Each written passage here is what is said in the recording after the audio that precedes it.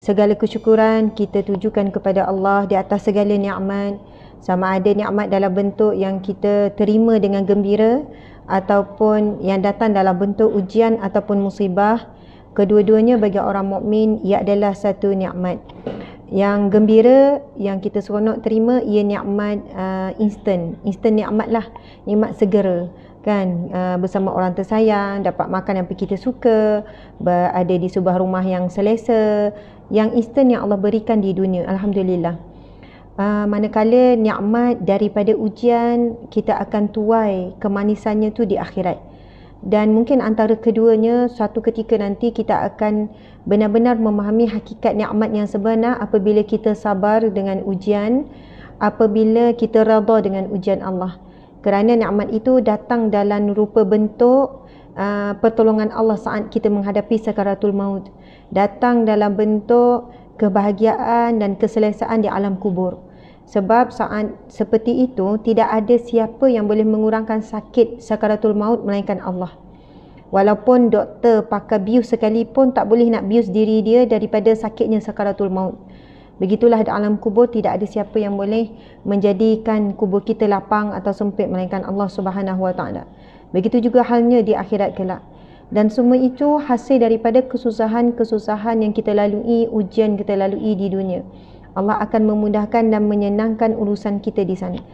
Jadi hakikat sebenar sama ada nikmat ataupun ujian, keduanya adalah baik. Keduanya baik untuk orang mukmin. Itu disebut di dalam satu hadis Nabi yang sahih. Sesungguhnya Nabi kata, aku sangat pelik ataupun rasa kagum dengan sikap ataupun sikap tajuk kita hari ini wabak. Bagaimana sikap kita kan? Sikap Nabi kata, aku sangat pelik, ajaib Nabi kata, sikap orang yang beriman. Kerana apabila mereka diberi nikmat, lalu mereka bersyukur. Dan apabila mereka diberikan ujian, lalu mereka sabar. Nabi kata kedua-duanya baik untuk orang yang beriman. Maksudnya orang beriman menerima sama ada nikmat atau ujian dalam sikap ataupun feedback ataupun respon yang nak kata sama mestilah berbeza. Terima nikmat wajah bahagia, senyum. Terima ujian mungkin lain air muka. Subhanallah. Tetapi menerima keduanya dengan dipimpin oleh syarak. Kalau dapat nikmat, apa yang perlu kita buat? Dapat ujian, apa kita perlu kita buat? Subhanallah, alhamdulillah. Jadi alhamdulillah, salawat dan salam buat junjungan agung Nabi Muhammad sallallahu alaihi wasallam. Allahumma salli ala sayyidina Muhammad wa ala alihi wa sahbihi wasallam. Allahumma salli ala sayyidina Muhammad wa ala alihi wa sahbihi wasallam. Allahumma salli ala sayyidina Muhammad wa ala alihi wa sahbihi wasallam. Terlebih dahulu saya nak ucapkan jutaan terima kasih kepada pihak penganjur iaitu MIGH Cyberjaya, Malaysian Industry Government Group for High Technology. MIGH, M-I-G-H-T, MIGH Cyberjaya, Malaysian Industry Government Group for High Technology. Subhanallah, first time ni saya lah yang baru tahu. Subhanallah. Saya pasti anda adalah salah satu entiti di bawah kerajaan, kan, government, sama ada sepenuh masa government servant ataupun anak kita panggil apa ya, bukan semi government istilah tu, JLC, mungkin JLC, wallahualam. Tapi saya pasti anda adalah mereka yang diberikan oleh Allah Subhanahu Wa Taala amanah yang berat.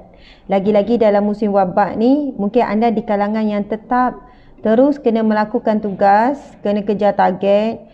Masing-masing ada tekanan, masing-masing ada stres, tapi kita cuba hari ini untuk mengupas dari sudut macam mana kita nak uruskan tekanan, macam mana kita nak uruskan kekacauan yang sedang berlaku keliling kita ni, insya-Allah. Jadi saya nak ucap terima kasih ya kepada pengurusan tertinggi para barisan kanan MIGH. Betul tak sebutan tu kan, MIGH? Ketua-ketua jabatan dan barisan eksekutif, warga kerja MIGH yang dikasihi sekalian. Subhanallah. Terima kasih kepada MC, Puan Moderator. Permulaan yang sangat baik. Memperkenalkan diri saya Puan Mazina. Terima kasih kepada Puan Mazina. Terima kasihlah kepada semua. Masya Allah, ini adalah kuliah tertutup Jadi saya mungkin akan lebih santai. Kedua, saya pun rasa bebas sikit lah. Masya Allah. Alhamdulillah. Tentang Mike Seberjaya ni, okey, saya ada maklumat sikit di sini. Atau nama lainnya Malaysia Industry Government Group for High Technology. Agensi ditubuhkan 1993. Okey, 1993, 2003. Oh, dalam 20 tahun lah. Lebih kurang hampir 20 tahun. 2 tahun lagi 20 tahun. Betul kan? 1993, 2003. Betul lah. Membuka peluang perniagaan untuk Malaysia melalui eksploitasi teknologi strategik. Masya Allah, bagus sangat. Misi berkhidmat untuk negara dalam meningkatkan kompetensi dalam teknologi tinggi melalui perkongsian ke arah pembangunan lestari. Masya Allah. Anda berperanan menjalankan risikan pasaran, tinjauan teknologi dan pemetaan jalan serta campur tangan polisi dalam pelbagai industri dan teknologi. Masya Allah. Menegakkan inisiatif kecerdasan pasaran menggunakan kaedah dan metodologi pemikiran kritis untuk mengenapasi teknologi dan peluang perniagaan. Mike juga menyediakan fasilitasi dan memperkasakan kejayaan anggota dan rakan kongsi melalui memupuk, mengembangkan dan membangun kapasiti teknologi Malaysia yang memiliki ekosistem teknologi terbaik dengan mewujudkan peluang dan membina kecekapan. Kerjasama ini didorong dengan menjalankan penyelesaian R&D, Research and Development untuk pertumbuhan serta membina masyarakat mahir untuk akan datang. Dan anda di kalangan frontliner, saya kira kalian di hadapan saya ini daripada atas sampai yang bawah, frontliner kepada ekonomi Malaysia. Ialah frontliner ni ada di setiap bidang. Setiap bidang ada frontliner dia lah. Kan, dalam bab makanan siapa frontlinernya, kalau dalam bab kesihatan siapa frontlinernya, keselamatan siapa frontlinernya. Jadi kita tahu ini zamannya teknologi, jadi ia perlu diuruskan oleh manusia yang bertanggungjawab. Jadi anda adalah sebahagian yang memainkan peranan yang sangat penting dalam memastikan eksploitasi teknologi strategik berjalan dengan terbaik. Subhanallah, alhamdulillah. Terima kasih ya sebab beri peluang dan terfikir dan sudi jemput saya untuk bersama dengan kalian yang hebat-hebat ni. Subhanallah, alhamdulillah. Tajuk diberikan kepada saya itu wabak, bagaimana sikap kita. Okey. Alhamdulillah pada minggu lepas, bukan minggu lepas ya, Ahad baru ni, Ahad ke Sabtu? Ahad. Subhanallah. Baru ni saya sendiri dah ambil, alhamdulillah saya dah ambil vaksin untuk first dose. Second dose saya akan terima dalam 2 minggu lagi. Macam tu lah. Jadi kalau secara, subhanallah, ada ada, saya ada sini. Secara peribadinya saya rasa sangat rasa macam macam menjalankan tugas sebagai seorang hamba Allah, menjalankan tugas sebagai manusia. Menjalankan tugas sebagai manusia tu, saya sebagai ibu, saya sebagai isteri, saya sebagai anak. Sebab kita menjaga diri kita, ibarat kita jaga orang sekeliling kita lah. Kan? Kita memastikan diri kita selamat, sehat. Untuk siapa? Untuk orang sekeliling kita. Supaya kita terus boleh bagi kasih sayang, perhatian, terus boleh jaga mereka. Sebab itu kena jaga diri kita untuk menjaga orang lain.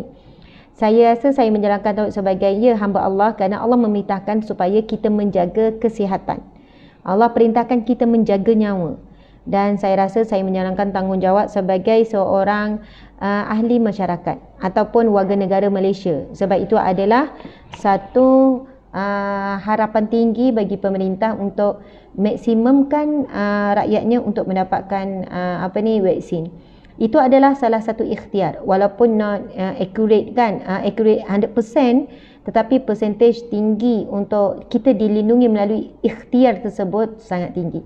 Jadi alhamdulillah tuan-puan sekalian, mudah-mudahan kalian di kalangan frontliner juga akan dapat dengan segeralah, insya-Allah.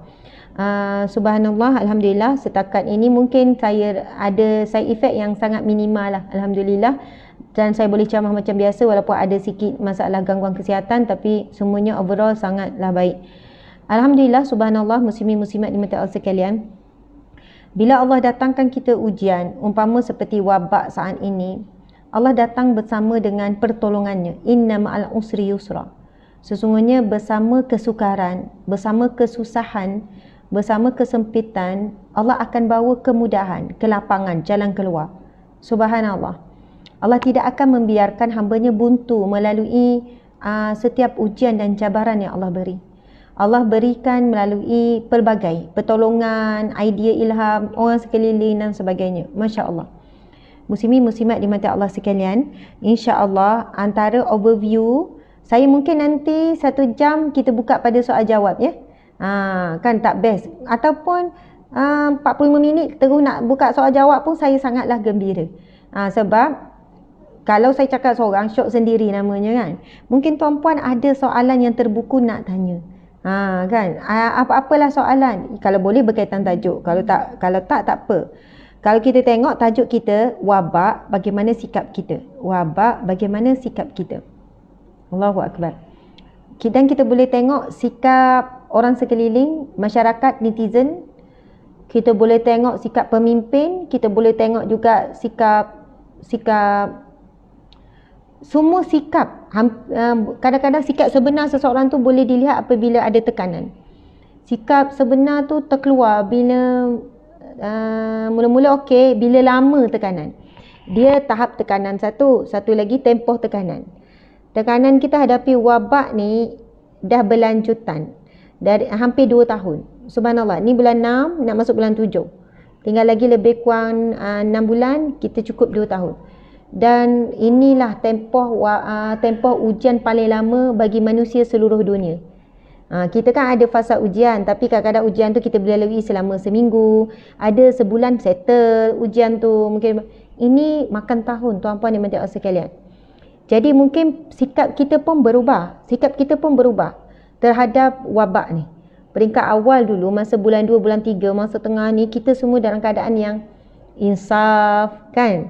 Kita kadang banyak muhasabah diri, kita banyak berdoa, mendekatkan diri kepada Allah. Kita tengok bukan manusia je jadi soleh-solehah masa tu. TV pun soleh juga, solehah juga. Mengurangkan program-program hiburan. Lepas tu banyaklah dalam siaran TV masa tu mengalungkan bacaan, doa dan sebagainya. Berlalulah bulan demi bulan, sikap masyarakat pun mula berubah. Sudah kurang dah perkongsian doa, hadapi wabak, muhasabah, sekian-sekian. Peringkat awal, berlakunya kematian, semua satu Malaysia bersedih. Dengan kematian pertama, kematian kedua. Sampai kematian keberapa, semua masih bersedih. Namun, sampai peringkat, bila dah berita kematian tu dah jadi biasa, sikap kita pun dah jadi berbeza dah. Maksud saya ialah, sikap ini satu benda yang tidak tetap dan tidak kekal. Ia akan berubah mengikut situasi dan mengikut masa. Jadi subhanallah, mari kita muhasabah, adakah sikap kita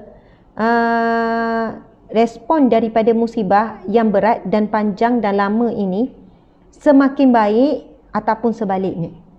Semakin baik ataupun sebaliknya. Subhanallah.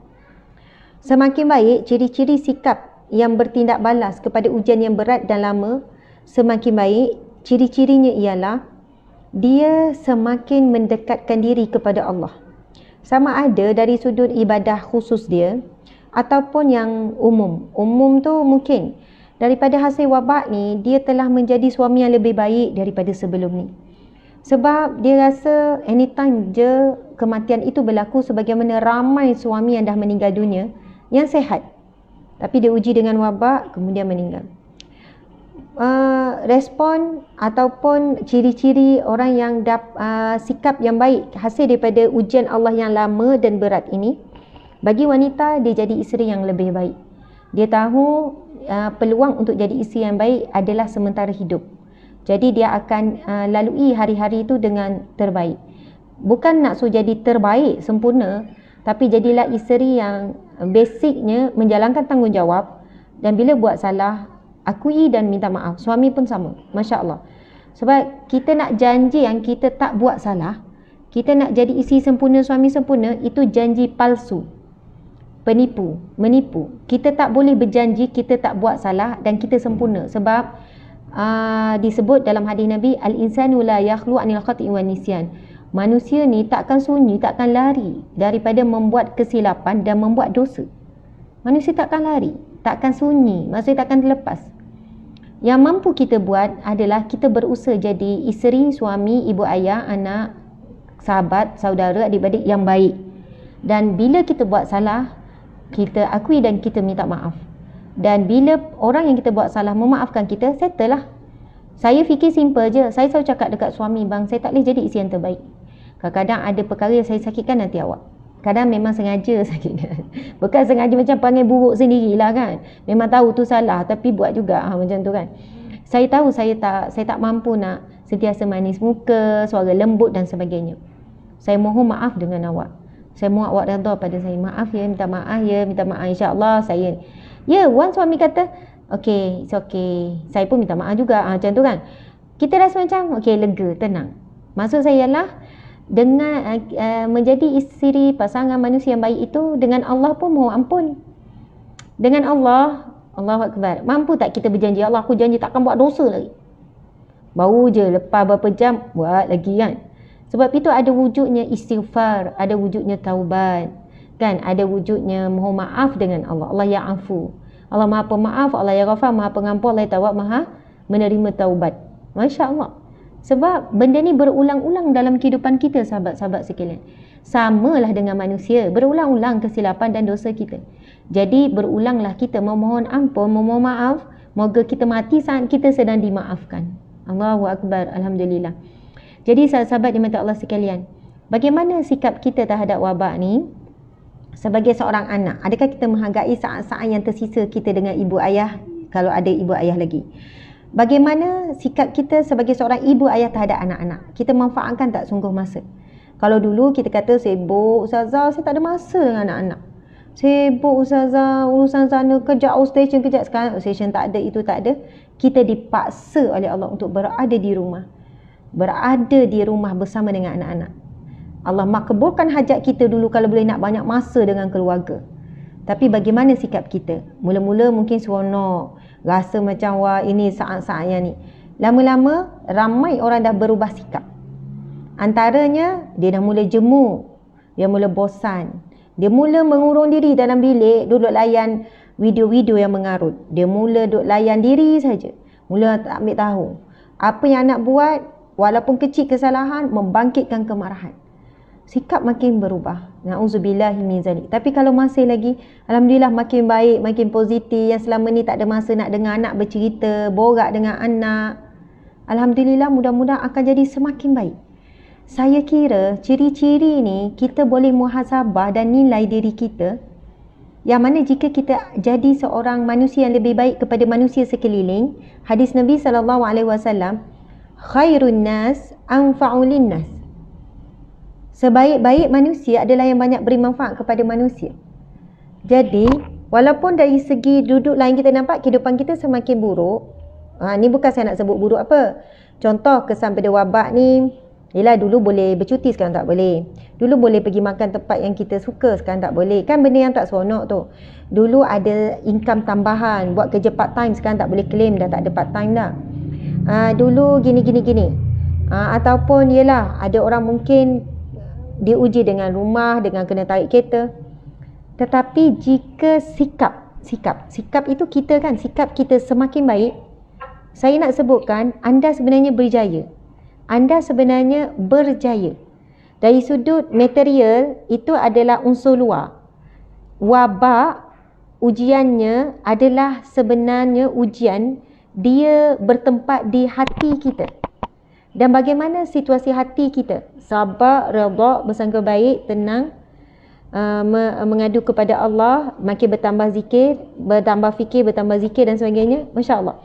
Walaupun mungkin dari sudut material tu nampak semakin merosot, tetapi ia sangat berbaloi jika rohani kita meningkat. Jika emosi kita, perkara-perkara penting kita abaikan sama ni, iaitu keluarga, semakin baik, saya kira itu nikmat yang tidak terhitung. Sahabat-sahabat dimati Allah sekalian, sekiranya saat ini anda hidup dan anda ada keluarga bersama di sekeliling, anda masih ada tempat untuk menginap, tempat tinggal, berlindung daripada panas, hujan, dan anda masih ada makanan untuk makan, walaupun mungkin ada kekurangan, itu adalah sebesar-besar nikmat yang ada pada kita hari ini. Sebab saat ini ramai orang kehilangan orang tersayang tiba-tiba. Tak ada sakit, tak ada apa. Diuji wabak, sekejap je meninggal. Ada ramai di kalangan kita yang hilang kerja, berhenti terus hilang kerja, tak ada apa-apa punca pendapatan. Nak kerja harian, upah gaji harian pun tak ada. Mereka bukan tak nak kerja, tapi memang tidak ada ruang untuk kerja. Sama ada sebab, contohlah, ada jiran kami ni dalam proses jual rumah.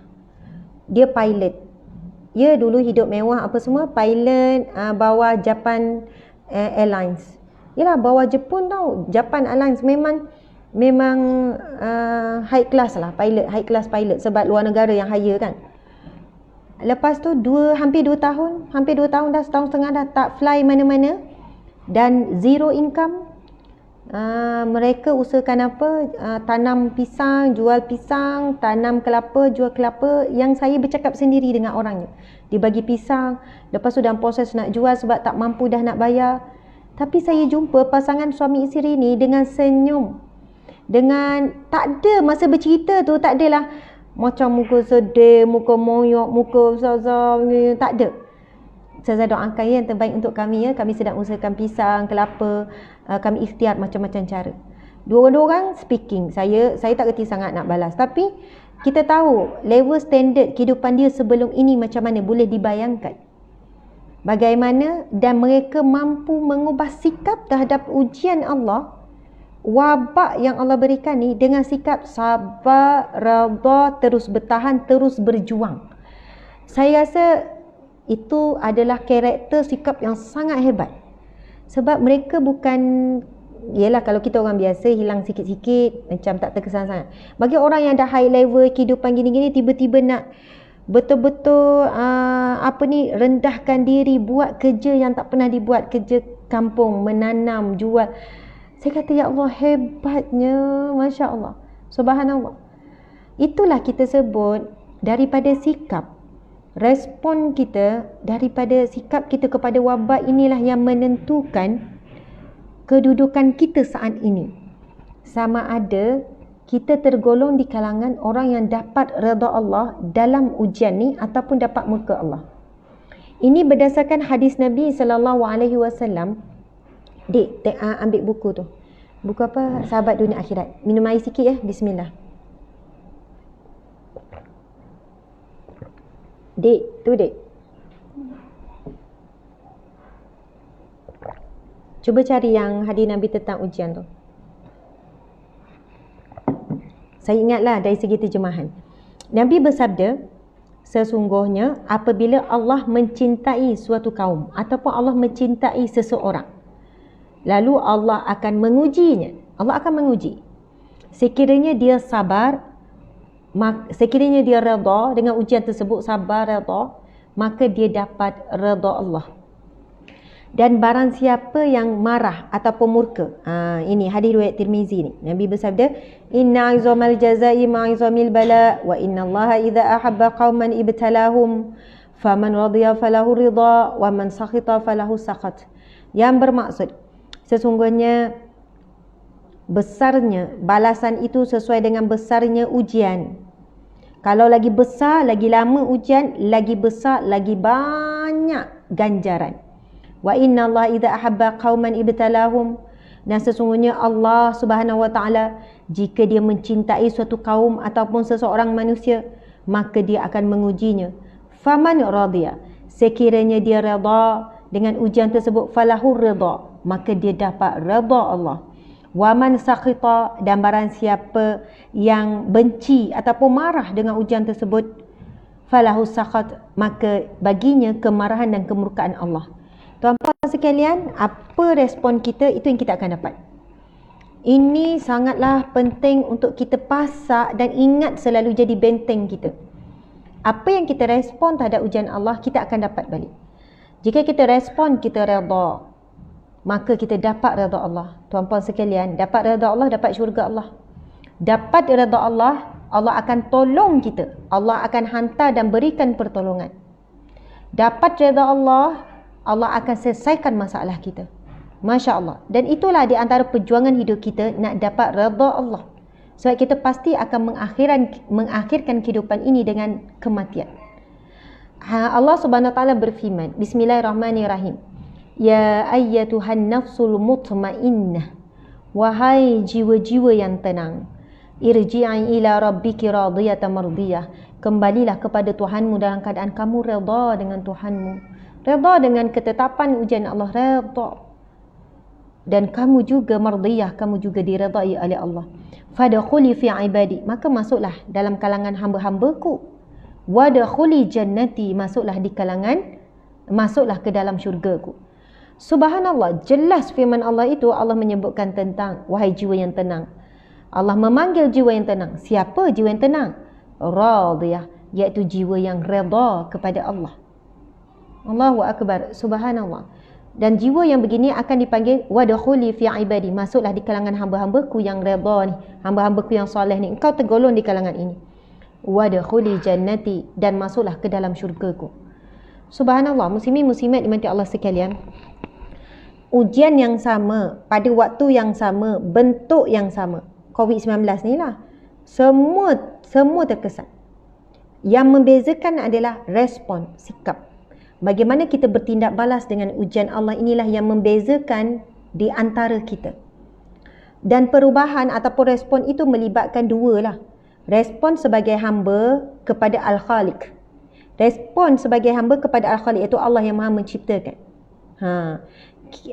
Kita hamba, kita makhluk. Allah Al-Khaliq. Allah adalah pencipta makhluk. Yang kedua, respon kita dengan makhluk. Maksudnya, makhluk dengan makhluk. Respon kita makhluk sesama makhluk. Bagaimana tindak balas sikap kita dengan orang sekeliling. Suami, isteri, kawan-kawan, rakan sekerja, majikan, staf bawahan, staf sama-sama, jiran, apa semua. Bagaimana sikap kita? Subhanallah. Jadi kita nilaikan, kalaulah alhamdulillah sikap kita masih baik, masih respon baik, masih dalam okey, kita jadi semakin baik sebagai isteri, ibu macam saya sebutkan tadi, sebagai suami, sebagai ibu ayah dan sebagainya. InsyaAllah itu antara petanda kita berjaya menempuh ujian wabak COVID-19 ni. Maksud kejayaan tu bukan semata-mata berjaya selamat, berjaya sehat, berjaya tak kena, saya tak pernah kena swipe. Contoh orang kata kan, alhamdulillah setakat ni saya tak kena swipe test lagi. Maksudnya berjaya tak dekat dengan kita sebut apa tu? Tak dekat dengan, bukan rantaian, tak dekat dengan, kan biasa kalau kita dijangkiti kita ditanya dengan kontak rapat. Itu kejayaan dari sudut ukuran bagaimana dengan COVID-19 lah. Tetapi ukuran berbeza kejayaan tu dalam bentuk-bentuk yang lain. Masya Allah, sahabat-sahabat yang mati Allah sekalian, saya nak kupas sedikit berkenaan dengan apa itu wabak. Kita duk sebut wabak tu kan. Okey, wabak ni taun, virus 19, influenza, H1N1, macam-macam bentuk wabak. Dan wabak berlaku sejak zaman berzaman. Maksudnya daripada zaman manusia pertama, Nabi Adam, sentiasa ada wabak, penyakit-penyakit. Nabi-nabi, kaum-kaum sekian pun ada. Begitulah halnya berlaku juga kepada kaum Nabi Muhammad SAW, umat Nabi Muhammad, kita ni. Masya Allah. Dan kita tahulah kalau nak tengok sejarah, saya ada buku contoh COVID-19. Ada banyak lagi saya baca, ramai dah menulis wabak-wabak di seluruh dunia yang telah menyebabkan kematian yang gini. Kita dah tahu, saya tak nak sentuh pasal tu. Maksudnya wabak adalah perkara yang bukan kata normal, tapi bukan perkara yang tak pernah berlaku ataupun pelik. Cuma inilah abad yang ke-20 kita sebut. Abad ke-20 ni kan. Abad ke-19 ada, abad ke-18 ada. Abad yang ke-20 ni, sebab saya pun hidup di abad ni, kita semua hidup di abad ni, inilah wabak yang paling dahsyat, yang paling lama, yang menyebabkan kematian yang paling tinggi. Jadi Allah beri kita melalui pengalaman ini, sudah tentu Allah nak berikan pengajaran yang terbaik untuk kita. Dan Allah sedang membentuk kita, Allah sedang melenturkan hati kita, Allah sedang menyiapkan diri kita. Saya kadang suka nak sebut Allah sebenarnya sedang menyiapkan diri kita, untuk soalannya bersedia ujian yang lebih berat. Subhanallah. Jadi kita kena tanam pada diri kita, anak-anak, pujuk anak-anak nak keluar, anak-anak rindu kat Tok Wan. Ya, saya rindu kat mak saya juga. Anak-anak sampai bila duduk dekat dengan saya, dia kata, Umi bau Tok Wan lah. Saya kata, bau Tok Wan? Ya, Umi bau Tok Wan. Lepas tu adalah soalan yang kecil tu kan, yang kecil sikit, yang ingat tak ingat Tok Wan. Dia kata, Umi, Tok Wan hidup ke dah mati? Aduh, sedih saya. Mak saya sihat walafiat. Sihat, Tok Wan ada. Habis tu kenapa dah lama tak jumpa Tok Wan? Kalau Tok Wan hidup, kenapa tak balik rumah Tok Wan? Kita terangkan lagi, tak boleh, kita tak dibenarkan. Kenapa dia orang tak bagi kita balik? Kita terangkanlah pada anak kecil kan, subhanallah. Maksudnya, jadi kita tahu semua tu. Dan bagaimana kita nak jelaskan, nak terangkan kepada anak, ini proses. Saya kata, ya Allah, ini satu pengalaman yang sangat berharga Allah bagi kepada kita, anak, isteri, melalui proses demi proses. Soalannya, kita kena berjaya hadapi, sesuaikan diri, lenturkan diri kita dengan ujian ni. Sebab Allah nak menyiapkan di kalangan hamba-hambanya orang yang akan bersedia menerima, berhadapan dengan bukan mungkinlah ujian akhir zaman yang lebih berat.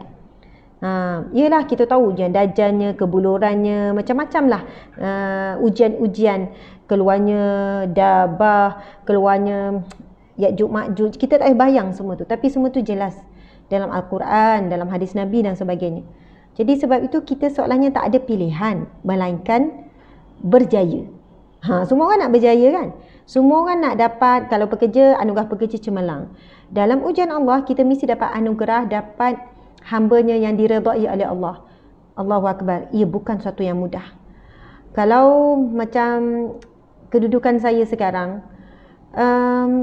kami ada syarikat Hijrah AF Sdn Bhd, Hijrah Training, Ternak Resources, ada berapa syarikat. Staff dalam 70 orang. Hari ini 25 hari bulan hari bayar gaji. Setiap bulan 25 bulan bayar gaji. Dengan EPS OXO dalam 200,000. Dalam 200,000. Campur PT part time, campur volunteer, kita bagi 200,000. Bukan 20,000 pun dah besar, 2,000 sekarang pun dah besar, 200,000. Tahap tekanan saya jadi berubah. Saya tahu saya jadi macam mudah stres, sensitif. Saya boleh kenal pasti diri saya dalam keadaan tekanan bila dah makin dekat dengan gaji ataupun ada apa-apa isu, sebab bebanan tu dia jadi sangat berat bila diuji dengan COVID-19 ni. Sangat berat. Bagaimana jualan galeri drop sampai 80%. Yang itulah yang menjadi sumber kita untuk bertahan selama ni pun.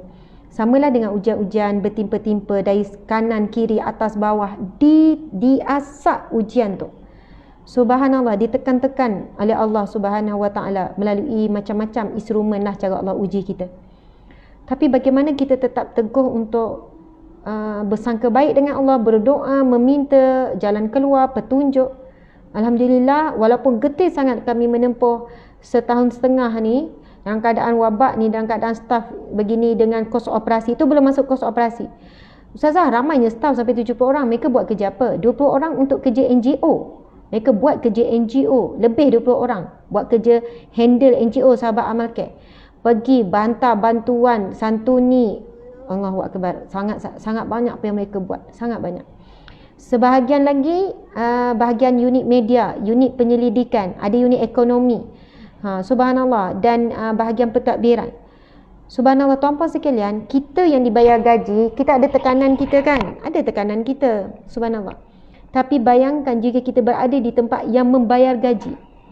Dulu saya government servant, kita ada bos. Bos walaupun dia tertekan dengan jawatan bos dia tu, dengan banyaknya tanggungjawab dia, tapi dia tak rasa tekanan untuk gain income, untuk dapat income, untuk bayar. Dia stres macam mana kalau orang bawah tu tak buat kerja. Yelah, adalah level stres dia. Tapi sebab bukan dia yang bayar gaji orang tu, orang bawah yang tak buat kerja tu, jadi level stres tu ada level dia. Tapi ia sangat berbeza bila saya berhenti kerja government, dulu dah jadi pegawai. Lepas tu saya kerja sendiri, kemudian saya pula hire ramai, bertambah sebab saya kata nak buat kerja dakwah, kerja amal betul-betul. Saya kata kita akan buat satu bisnes sebagai sumber pendapatan untuk bayar gaji pekerja yang buat kerja amal, kerja dakwah ni, tuan-puan sekalian. Subhanallah, dan ia bukanlah satu benda yang mudah. Kalau nampak, okey Ustaz Asmat ceramah-ceramah. Di sebalik Ustazah Asmat, 80% pengurusan pentadbiran. Syarikat, ada ladang, ada perkampungan hijrah, ada ibadah korban, ada lagi lah bisnes dan sebagainya. Ustazah, kenapa Ustazah susah nak ni, kenapa tak fokus dakwah saja? Tuan-puan sekalian, kereta yang cantik dan indah sekalipun, kalau tak ada minyak tak boleh nak gerak. Dakwah, saya nak buat dakwah yang banyak plan dakwah sampai peringkat ini, peringkat ni. Saya perlu pegawai penyidik. Sebab tu sampai 8 orang pegawai penyidik. Mereka sangat sibuk. Macam-macam mereka hasilkan. Penulisan-penulisan ilmiah. Bagaimana mereka yang menjawab, tolong bantu saya jawab soalan-soalan ummah. Dalam PMP saya masuk soalan sangat banyak. Non-stop soalan masuk. Saya tak mampu nak jawab. Tapi soalan-soalan ummah yang mereka tanya ni tentang masalah keluarga, masalah suami isteri, tentang masalah fiqh. Saya memang tak sempat. Jadi mereka bantu saya backup dan bayar gaji sepenuh masa. Walaupun kadang-kadang akauntan tanya, Ustazah, kita dah tak mampu ni Ustazah nak tambah soalan lagi. Sekarang dia orang tak cukup, dia orang tak sempat nak santuni mesej-mesej, bantu orang-orang ni. Kita kena terpaksa tambah. Ustazah, macam mana? Jangan bimbang. Pagi ni pun saya tulis, jangan bimbang, kita bantu orang seramai mungkin, pertolongan Allah lebih besar. Sungguh tuan-puan sekalian. Sebelum saya live tadi, daripada mana tadi saya memang ada ujian gini. Sebab hari ni nak bayar gajinya apa, kita cuba solve macam-macam cara. Pagi tadi saya kata, bila diorang risau, Ustazah, duit dalam simpanan tabung NGO Sahabat Amal Khair kita dah tak banyak untuk kita bantu. Sebab kami tak simpan dan tak peram duit orang ramai. Orang masuk dalam NGO kami, terus keluar bantuan. Sampailah yang jaga akaun kata, Ustazah, memang dah tinggal sikit. Kita bimbang, kita tak boleh nak backup gini-gini. Saya kata, tak apa. Yakin. Mana yang minta tolong tu, yang urgent tu bagi. Pertolongan Allah lebih besar akan datang. Tuan-puan dimati Allah sekalian, Masya Allah. Tekanan berbeza. Tekanan majikan, tekanan pekerja berbeza. Tekanan majikan tetapi bukan dia bayar gaji, itu beza. Maksudnya dia majikan, tetap dia bos, tapi yang bayar gaji entiti lain, kerajaan. Beza.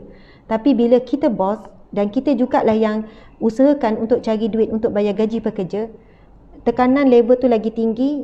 Tanggungjawab sebagai isteri, tanggungjawab sebagai seorang ibu, tanggungjawab sebagai penceramah pendakwah. Time saya dikecam teruk, dihina, apa semua tu. Saya manusia biasa yang ada perasaan dan seorang perempuan. Tetapi yang saya jaga adalah bagaimana respon saya terhadap semua ujian tu. Bagaimana sikap kita bila datangnya ujian Allah tersebut. Subhanallah. Itulah yang akan menentukan result.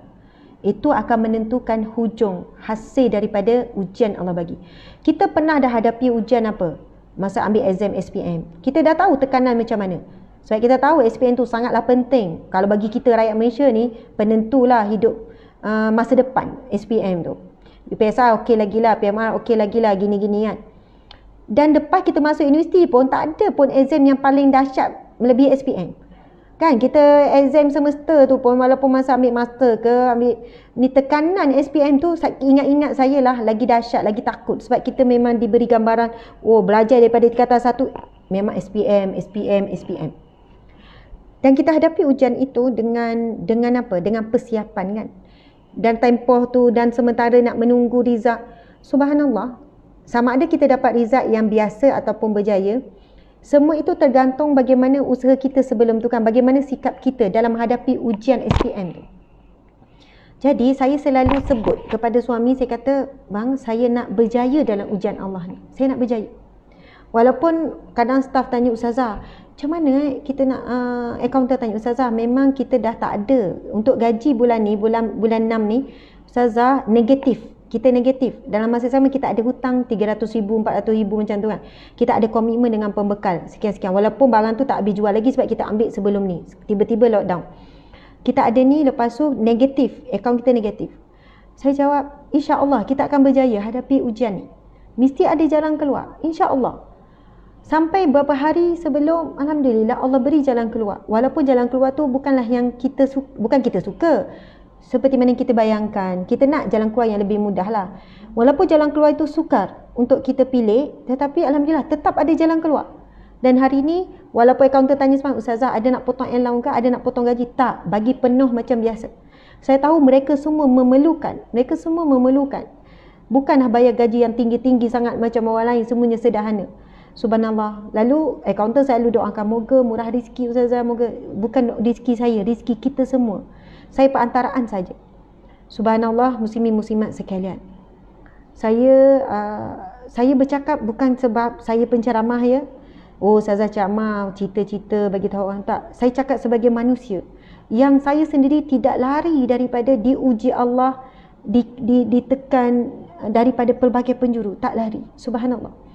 Cuma saya memang bagi motivasi pada diri sendiri. Kadang saya cakap depan suami, bang, saya nak lulus ujian ni. Saya nak dapat result cemerlang daripada ujian Allah ni. Saya nak hujung resultnya cemerlang.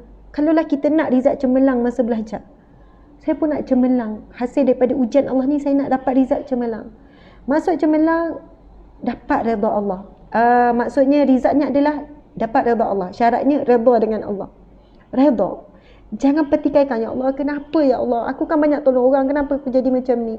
Jangan petikaikan, ya Allah, kenapa gini? Apa salah aku? Jangan. Subhanallah. Sentiasa bersangka baik, sentiasa meminta. Kita kata kita nak resultnya adalah, kalau tak cemerlang pun, kurang-kurangnya tak gagal.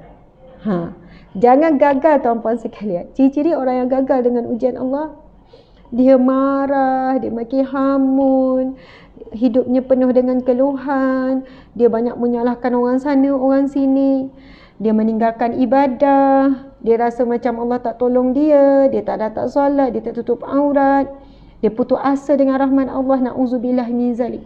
Na'udzubillah. Kecuali kalau yang buat macam tu dalam keadaan tekanan mental. Kita tahulah, sebab hari ni ramai orang dah tekanan mental. Ramai orang yang dalam keadaan memang tak sedar dah apa yang dia cakap, tak sedar dah apa yang dia buat. Itu lain. Kan, dia dah ada penyakit jiwa, penyakit mental, sampai tahap bunuh diri dan sebagainya. Saya kan bila tengok kes berita bunuh diri, pagi tadi pun ada kes bunuh diri. Saya terus doa, ya Allah, ampunilah dia. Dan saya mengharap dia bunuh diri keadaan dia tak sedar pun apa yang dia nak buat. Sebab kita tahu dosa bunuh diri itu berat. Jadi kita harap, ya Allah, kesiannya, ya Allah, dia bunuh diri, mesti tekanan dia berat sangat, ampunilah dia, ya Allah. Dan mohon dia buat ketika itu dia di luar kesedaran betul-betul. Masya Allah. Jadi sahabat-sahabat yang mati Allah sekalian, bila sebut pasal wabak, saya nak bacakan satu hadis Nabi SAW. Nabi bersabda, ini hadis daripada Aisyah. Sa'altu Rasulullah sallallahu alaihi wasallam 'anit ta'un fa'akhbarani annahu 'adzabun yab'athuhu Allahu 'ala man yasha' wa anna Allah ja'alahu rahmatan lil mu'minin laisa min ahadin yaqa'u ta'un fayamkusu fi baladihi sabiran muhtasiban ya'lamu annahu la yusibuhu illa ma kataballahu lahu illa kana lahu mislu ajri syahid. Subhanallah. Allahu Akbar. Hadis sahih riwayat Bukhari. Maksudnya, aku pernah bertanya kepada Rasulullah sallallahu alaihi wasallam tentang masalah ta'un. Jadi kalau kita baca buku-buku definisi berkenaan dengan ta'un, adakah ta'un sama dengan wabak, adakah wabak sama dengan ta'un? Jawapannya adalah ta'un tak sama dengan wabak COVID-19, tak sama. Ta'un adalah satu wabak yang dia punya ciri-ciri wabaknya ialah bila terkena ta'un, badan ni, kulit ni mengeluarkan darah. Rongga-rongga mata, telinga mengeluarkan darah. Bahkan kulit ni, daging dia sejenis wabak yang makan daging. Sampai daging tu boleh luruh. Ta'un ni umpama seperti macam dalam keadaan terbakar. Satu wabak yang sangat-sangat dahsyat dan boleh terkena bagi orang yang mukmin dengan tak kira siapa. Dah berlaku pun di zaman Rasulullah sallallahu alaihi wasallam. Dan bila ulama bincang adakah orang, hadis Nabi yang nyebut ta'un ini, ganjaran yang disebutkan untuk orang yang sabar dengan ta'un ini juga didapati oleh orang yang terkena wabak COVID-19, dibincangkan oleh ulama. Ulama terbagi kepada dua. Ulama yang pertama, kumpulan ulama yang pertama, semua ulama muktabar ni tuan-puan sekalian. Ta'un adalah salah satu wabak. Tapi wabak bukan ta'un. Faham ya? COVID-19 adalah wabak. Ta'un juga wabak. Subhanallah. Jadi sama-sama jenis wabak tapi berbeza. Tapi bila sebut ta'un, dia adalah satu khusus. Bila sebut wabak, banyak bawah dia. COVID-19, influenza, banyak wabak lah daripada zaman berzaman. Tapi sebut ta'un, itulah dia ta'un. Kalau sebut wabak, tak semestinya COVID-19. Wabak, denggi, wabak masih ada banyak wabak. Tapi bila sebut ta'un, ta'un is ta'un. Macam itulah. Dan sebagai ulama mengatakan apa yang Nabi SAW sebut di dalam ganjaran bagi orang yang sakit taun lalu sabar dan sebagainya, meninggal kerana taun, ganjaran yang sama juga bagi orang yang terkena wabak. Macam tu. Tapi ada sebagian ulama kata ini adalah hadis untuk taun saja. Sebab wabak taun adalah macam wabak yang paling dahsyat, macam itulah, yang paling berat. Manakala wabak-wabak yang lain tidaklah seberat wabak taun. Tak apalah, kita tinggalkan. Itu adalah khilaf di kalangan ulama. Cuma mari kita tengok apa Nabi sallallahu alaihi wasallam sampaikan. Aku pernah bertanya kepada Rasulullah sallallahu alaihi wasallam tentang masalah taun. Lalu baginda memberitahuku bahawa taun adalah azab yang Allah kirim kepada siapa yang dikehendaki. Dan sesungguhnya Allah menjadikan hal itu sebagai rahmat bagi kaum muslimin. Masya Allah, Allahu Akbar. Benda yang sama tuan-puan sekalian, perkara yang sama, tak ada beza. Taun, wabak, tak ada beza. Kalau orang mukmin ringan sikit, orang tak. Cuma respon berbeza, result berbeza. Result berbeza. Itu yang penting tu tuan-puan sekalian. Masya Allah. Saya ulang lagi sekali. Nabi memberitahuku, Aisyah menyebutkan, Nabi memberitahuku bahawa taun adalah azab. Azab yang Allah kirim kepada siapa yang dikehendaki. Dan sesungguhnya Allah menjadikan hal itu sebagai rahmat bagi kaum muslimin. Bagi kita orang Islam, ujian wabak COVID-19 ini ada rahmat Allah. Dan tidak ada seorang pun yang menderita taun ini sedangkan dia duduk di tempat tinggalnya dengan sabar dan mengharapkan pahala dan mengetahui bahawa tiada suatu yang menimpanya melainkan kerana Allah telah mentakdirkan kepadanya, maka dia mendapatkan pahala seperti pahala orang yang mati syahid. Dapat pahala umpama seperti pahala orang mati syahid. Allahu Akbar. Sebab itu para ulama menyebutkan, nak dapat pahala kedudukan ganjaran mati syahid bukan hanya di medan perang. Antaranya adalah dengan bersabar, dengan bertahan saat kita diuji dengan wabak. Subhanallah, Allahu Akbar. Dan mungkin suatu ketika nanti di akhirat, kita akan berterima kasih dan bersyukur kepada Allah di atas ujian wabak hari ini. Walaupun kita nampak hari ini banyak keburukan demi keburukan, tapi kita tak tahu rahmat dan hikmah apa yang Allah nak berikan kepada kita. Dan mungkinlah, saya kadang fikir macam ni tuan-puan sekalian. Mungkin disebabkan COVID-19, border ditutup kan. Kita bukan border ditutup, bukan hanya luar negara, tak boleh nak melancong, nak pergi sana pergi sini. Border negeri pun ditutup, tak boleh nak balik kampung. Lepas tu kita tak dibenarkan di khalayak ramai, shopping komplek dan sebagainya. Kita tak dibenarkan, macam-macam benda lah yang disekat.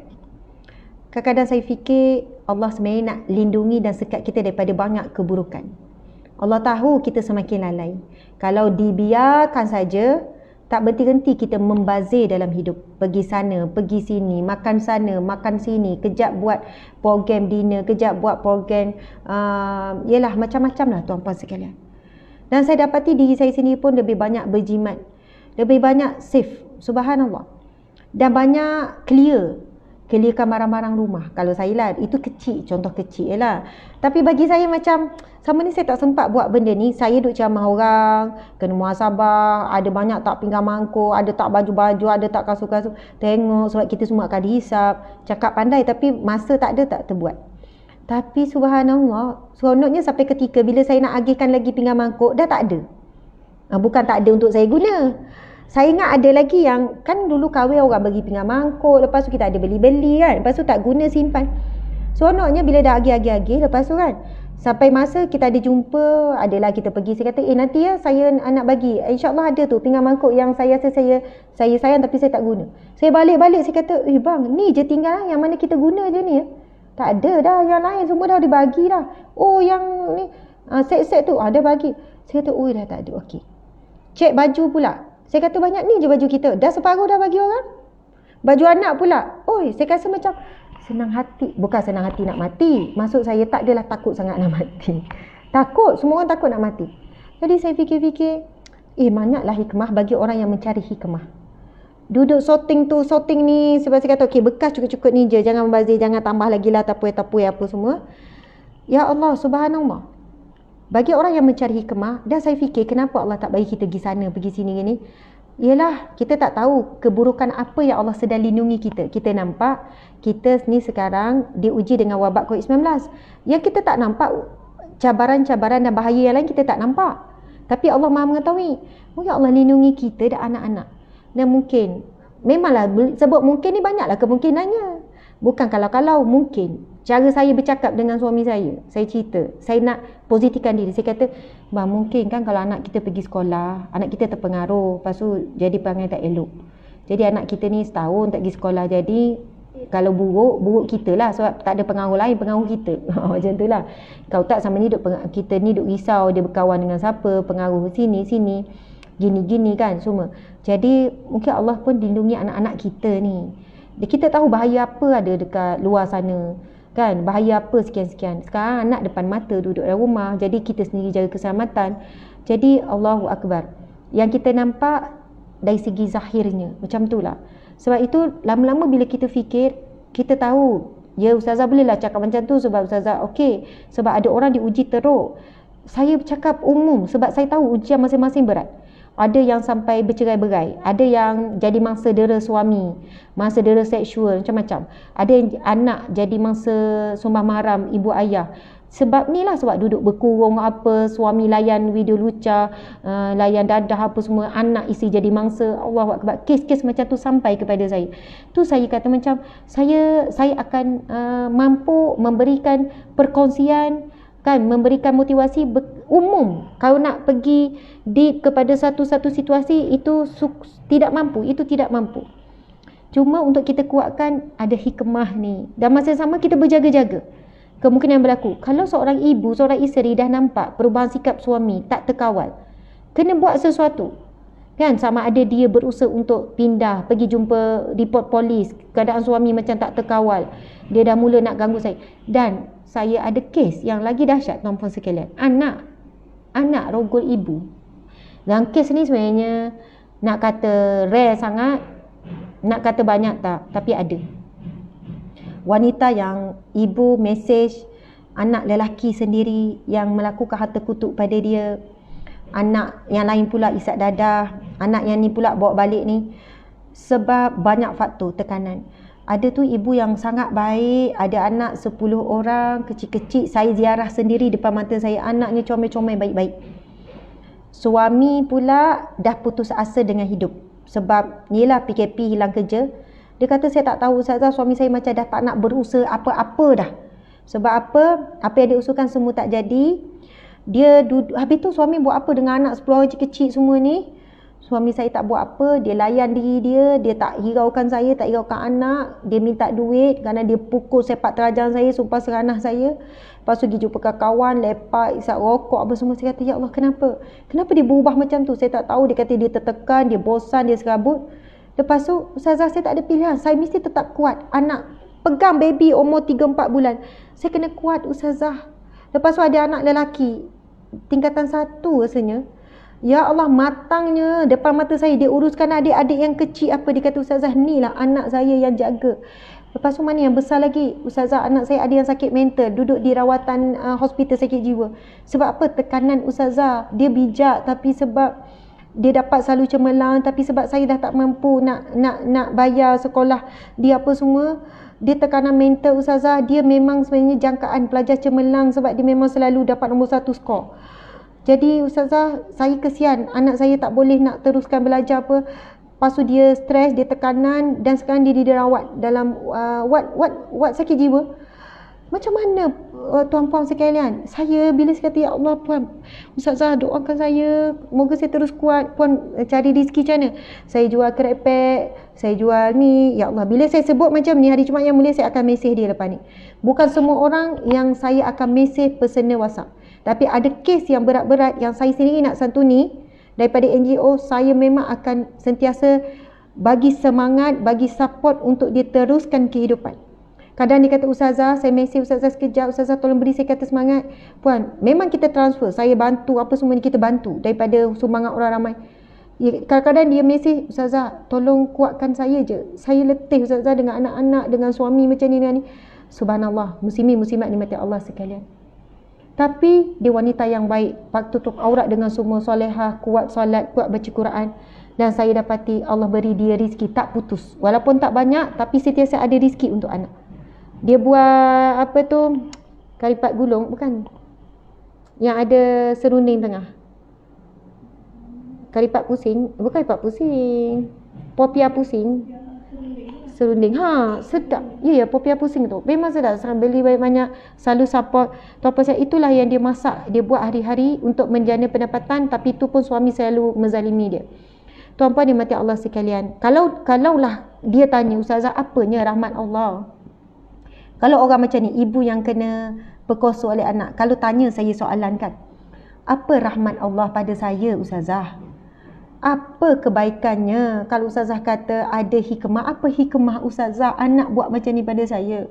Apa hikmah ustazah suami pukul sepak terjang dalam keadaan saya yang lemah jaga anak-anak ni? Kadang-kadang kita kan tak terjawab, tuan-puan sekalian, apa hikmah. Cuma kadang-kadang saya tanya soalan, puan, akak, kalaulah daripada hasil semua ujian ini Allah berikan syurga, berbaloi tak kak? Habis-habis saya tanya soalan tu, berbaloi tak kak? Dia pun, apa dia ustazah? Kalau daripada semua susah payah sedih akak ni, ujian ni, Allah beri syurga, akak rasa macam mana? Terus dia kesal air mata, dia kata, ustazah, kalau betul Allah bagi syurga, akak redha dengan ujian Allah ni.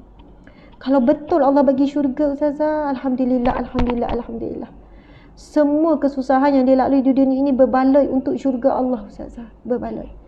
Dan semua nikmat di dunia ini tak berbaloi jika neraka Allah galang gantinya. Maksudnya, kalau boleh kita nak hidup macam mana, tuan-puan sekalian? Kita nak hidup macam mana kalau boleh? Kan? Semua lengkap, okey, selesa, gini-gini. Tapi kalaulah hasil daripada kehidupan macam tu, kita jauh dengan Allah, lalu neraka tak berbaloi sedikit pun, sebab hidup di dunia ni sedetik cuma, sementara. Subhanallah. Namun segala ujian, kesukaran, kesusahan yang kita lalui di dunia ini sangat berbaloi jika syurga Allah galang gantinya. Subhanallah.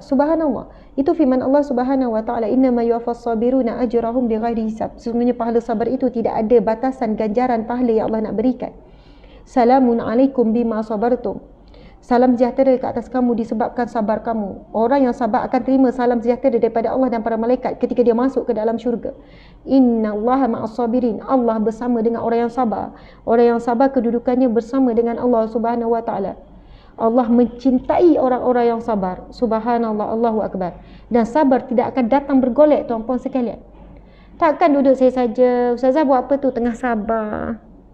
Sabar kenapa? Tak ada apa-apa, sabar saja-saja. Takkan sabar itu datang dengan ujian, package ujian. Sabar itu datang sama ada ujian direct daripada Allah ataupun ujian melalui perantaraan manusia, melalui perantaraan kerja, melalui perantaraan sekeliling ni. Lalu hasil daripada itu bagaimana sikap kita. Itu tajuk kita kan. Wabak, bagaimana sikap kita. Ujian, bagaimana sikap kita. Subhanallah, Allahu akbar. Jadi apabila Allah menyebutkan, Nabi SAW hadis yang sahih Nabi sebut ta'un, ataupun kita sebut ujian lah. Tapi dalam hadis ini menyebutkan tentang ta'un. Ta'un ataupun wabak adalah azab yang Allah berikan kepada siapa yang dia mahu. Dan ia menjadikan hal itu sebagai rahmat bagi kaum muslimin. Rahmat luas maksud dia. Rahmat boleh datang dalam bentuk Allah beri kesembuhan bila sakit. Rahmat boleh datang dalam bentuk Allah berikan kelapangan bila sempit. Allah beri jalan keluar bila ada masalah. Allah berikan harta, rezeki apabila dia dah kehilangan. Subhanallah. Dan rahmat yang paling utama bila kita dapat masuk syurga dengan rahmat Allah. Sebab itu mudah-mudahan tuan-puan dan puan Allah sekalian, kita dapat syurga Allah daripada ujian wabak COVID-19 ni. Kita dapat syurga Allah. Mudah-mudahan rahmat ataupun hikmah yang terbesar kita dapat daripada wabak COVID-19 ini adalah syurga Allah. Pengampunan Allah, redha Allah. yang mungkin kita tak akan perolehi dengan ujian-ujian yang lain. Mungkin sebelum ini ujian-ujian yang Allah bagi sebelum ini belum cukup mengisafkan kita, boleh cukup menjadikan kita hamba Allah, boleh cukup menjadikan kita seorang suami, isteri, ibu ayah yang baik. Lalu Allah turunkan bentuk ujian yang berat dan lama tempohnya. Dan jika ini juga tidak mampu mengubah kita, tuan-puan sekalian, tidak ada apa yang boleh mengubah kita melainkan kematian. Sebab hampir semua orang yang dekat nak mati berubah, nak berubah. Bahkan orang kafir, bahkan Fir'aun. Fir'aun sejahat-jahat manusia. Fir'aun sejahat-jahat manusia. Mengaku Tuhan dan banyak menganiaya, menzalimi manusia, menzalimi rakyat sampai bunuh rakyat sesuka hati. Fir'aun untuk kekuasaan dia, untuk bina bangunan-bangunan yang dia nak, kan? Rakyat jadi buruh, rakyat jadi hamba abdi, rakyat dibunuh kalau tak buat kerja dan sebagainya. Tapi saat dia nak mati, nyawa dia dihalkum, dia seolahnya nak mengakui ketuhanan Allah dan kerasulan Nabi Musa alaihi salam. Tetapi ketika itu nyawa telah pun dihalkum. Sebab itu sejahat-jahat mana manusia, suami ke, ibu ke, isteri ke, anak ke, bila kematian datang, semua nak berubah, tetapi tidak lagi ada peluang. Kematian datang, semua menyesal. Sebab itu kalau kita belum lagi berubah, menyesal dengan ujian wabak COVID-19 ini, ujian apa lagi yang Allah nak turunkan supaya kita betul-betul kembali kepada Allah? Kembali kepada Allah bukan semata-mata kita perbanyakkan zikir, solat, selawat, baca Quran, bertaubat, tak. Kembali kepada Allah menjaga dua. Hablum minallah, hubungan dengan Allah. Hablum minan nas, hubungan dengan manusia. Sebab di mahsyar kita akan dihisap dengan kedua-duanya. Sebagai seorang hamba, apa tanggungjawab kita? Laksanakan semua perintah, tinggalkan larangan. Manakala sebagai seorang manusia pula, sebagai seorang khalifah pula, kita akan ditanya, bagaimana hubungan kamu sesama manusia? Jadi saya sebenarnya bukan sangat bimbang. Maksud saya lah, saya risau. Risau apa? Setengah orang nak berubah, seorang lelaki contohnya. Dia kata dia nak banyakkan taubat, nak banyakkan ni. Tapi dalam masa sama, dia tak jalankan tanggungjawab. Saya nak fokus solat, taubat, baca Quran, zikir. Lepas tu encik tak cari kerja ke? Tak apalah, rezeki Allah tentukan. Encik kan ada anak isteri, encik dah salah faham ni. Kalau nak kembali kepada Allah, kena dua-dua seiring, dengan Allah, dengan manusia. Jadi suami yang lebih baik, cari rezeki yang bersungguh-sungguh, cari rezeki yang berkat. Kalau sebenarnya kurang berkat, buat dengan cara berkat. Kerja betul-betul, kena efisien kerja. Kerja kena buat bersungguh-sungguh, buat yang terbaik. Itulah pekerjaan yang sangat Allah suka. Itu kan hadis Nabi, sesungguhnya Allah mencintai seseorang yang melakukan sesuatu dengan bersungguh-sungguh, dengan kompeten, dengan sistematik, dengan betul-betul. Subhanallah. Sebab itu bila nak kesungguhan ni lah kadang-kadang tu bos tekan, akas kerja tekan, ada tekanan. Ya, sebab ada tekanan tu lah kita akan buat kerja sungguh-sungguh. Sahabat-sahabat nikmati Allah sekalian, Nabi SAW, hadis Bukhari, hadis sahih, Nabi bersabda, ma yusibul muslima min nasabin wala wasabin wala hammin wala huznin wala adha wala ghammin hatta syaukati yushakuha illa kafarallahu biha min khatayahu. Sedekah Rasulullah sallallahu alaihi wasallam, riwayat Bukhari, hadis sahih. Subhanallah, hadis ini seolahnya motivasi yang sangat hebat. Kedua, satu jawapan yang sangat lengkap kepada persoalan kita, apa hikmah wabak COVID-19, atau apa hikmah, apa sikap, apa respon kita kepada ujian Allah. Perhatikan maksud hadis Nabi ini. Nabi bersabda, tidaklah seorang Muslim, kita Muslim, kita semua orang Islam kan, tidaklah seorang Muslim ditimpa suatu penyakit dan keletihan, kekhawatiran, kebimbangan dan kesedihan, dan tidak juga gangguan dan kesusahan. Gangguan, orang ganggu, orang dengki, gangguan, orang nak nyangkitkan hati kita, orang nak susahkan hidup kita, gangguan dan kesusahan. Bahkan Nabi kata, duri yang melukainya, walaupun duri halus, duri ialah duri kita pegang, bukan kaca ni, duri yang melukainya, melainkan Allah Subhanahu wa taala akan menghapuskan dosa-dosanya. Subhanallah. Muslimat dimati Allah sekalian, cara Allah menghapuskan dosa kita macam cara. Kalaulah kita tidak kuat untuk menghapuskan dosa kita, untuk memandam dosa kita dengan istighfar, dengan solat, dengan sedekah, dengan zikir, dengan baca Quran, dengan mohon taubat, dengan mohon maaf dengan Allah, mungkin tak kuat, tak sungguh-sungguh kita minta maaf, minta ampun dengan Allah dengan dosa-dosa kita. Dan Allah nak sangat masukkan kita ke dalam syurganya. Allah tahu belum cukup syarat untuk kita masuk ke syurga Allah, kerana dosa masih banyak menebal dalam hati. Lalu Allah berikan kita ujian, kerana Allah mengetahui bahawasanya melalui ujian lalu kita sabar, itulah cara yang paling terbaik untuk kita gugurkan dosa-dosa kita. Subhanallah. Kalau kita boleh fikir macam ni tuan-puan sekalian, kalau kita boleh fikir. Tapi kalau boleh nampak, lagi kuat lah. Tapi kita tak boleh nampak. Bayangkan kalau macam contohnya lah kan, saya diuji sakit, lepas tu saya tahan, tetap senyum. Lepas tu anak-anak tanya, Umi bukan sakit, Umi bukan, ya Umi sedang sakit. Habis tu kenapa macam Umi okey? Tak apa. Nampak tak tu dosa Umi sedang gugur tu?